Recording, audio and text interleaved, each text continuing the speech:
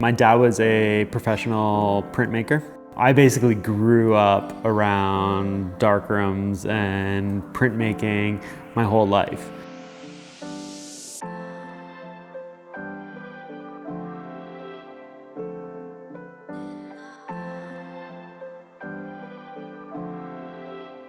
I am a specialist in environmental portraits, and I love that, and I love learning about the stories of people and everything like that.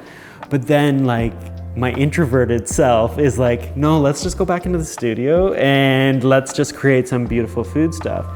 One of the Fujifilm guys came to me and said, hey John, you know, on your next environmental portrait, let me bring the first medium format that we're producing.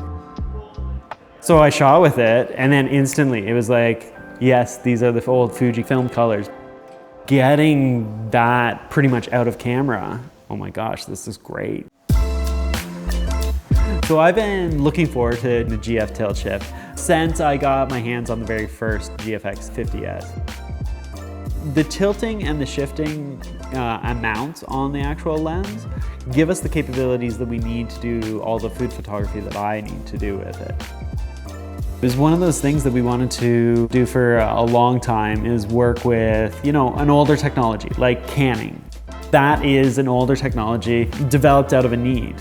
Now, especially with the economic times that we are, it's like, well, how can you take canned food and make it look really good? We did a play on it where we actually took the cans and then brought in the food that would go in the cans and wrapped it around to give you like a kind of a photo illustrative aspect.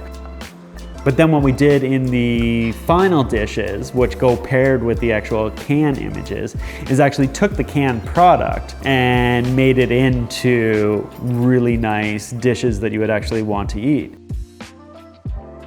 I get 99% of my stuff done in camera. When you do a tilt shift or an adjustment in post-production, you're actually losing resolution. You're changing things. So if you do it all in camera, you're still utilizing that whole 100 megapixel sensor versus maybe half of it.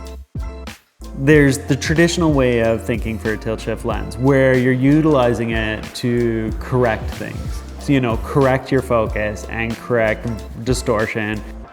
But then there's also the creative aspect that you can use the tilt shift for. And in a lot of food photography, we utilize a tilt shift lens for creative aspects, where we're trying to guide the viewer with the focus to actually highlight what is important in the frame. You have to keep reinventing yourself, and you have to embrace all the different technologies too. It's always good to break out and try something different.